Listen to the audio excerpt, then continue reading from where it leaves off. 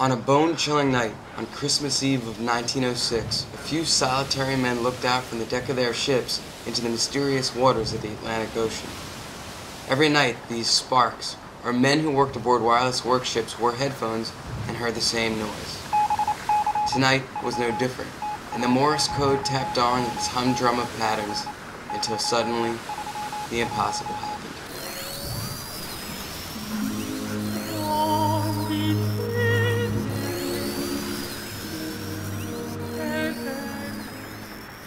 These were the first men on Earth to ever hear the wireless transmission of music.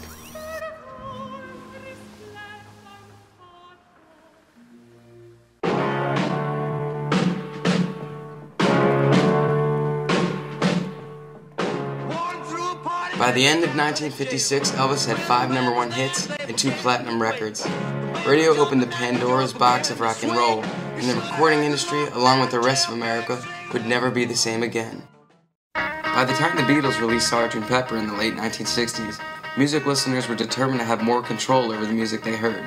And so in 1965, Ford incorporated the 8-track into the car. This paved the way for cassettes, and in 1978, the portable revolution was truly born when Sony introduced the Walkman tape player. The mixtape was born. But more importantly, music was now as portable as a wallet. In 2001, the iPod was released, and suddenly even the car radio became a victim of the digital revolution.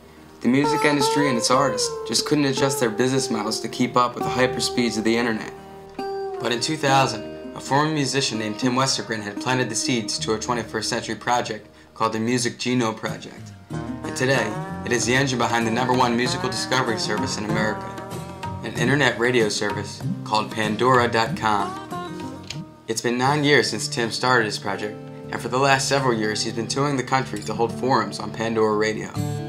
I caught up with Tim on a stop in Philadelphia to find out how his creation has been helping the world rediscover radio and its music in the digital age. What made you decide that you wanted to dedicate your life to actually helping the world discover music? Well, I'm a musician, and I spent the 10 years before this company trying to make a living at it. So I played in rock bands for a long time, and I was a film composer for a while as well. So I'm pretty intimately familiar with the challenges that working musicians face. And the whole sort of genesis of the Music Genome was really to use technology to make it easier for lesser known artists to find their audience. So it's kind of part of my DNA. Can you give us kind of a simple explanation of what Pandora is and how it went from an idea into a reality?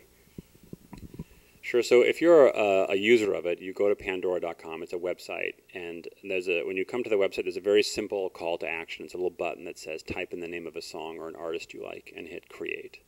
And what happens is Pandora will instantly create a radio station that will start streaming music to you that is musicologically similar to that song or artist that you start with.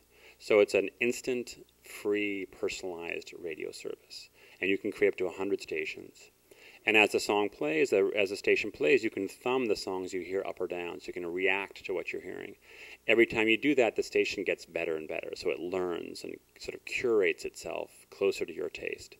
And that whole experience is driven by this enormous musical taxonomy, this thing we call the Music Genome Project, which is this 9-year-old now project of analyzing songs musicologically, one song at a time, along 400 attributes, to collect this wealth of kind of musical DNA, and that forms a connective tissue that drives these playlist creation. What do you think the future of buying music is and of interfacing with music online and beyond? I guess I would say that we want to change radio so that it goes from being a broadcast medium where there's one very small playlist that's being broadcast to 500,000 people to a very personalized experience so that listeners are drawn back in the game. Well, Pandora has officially gotten people back in the game. By embracing new technology, Pandora Radio is now featured on 50 different cell phones, with the iPhone application leading the way.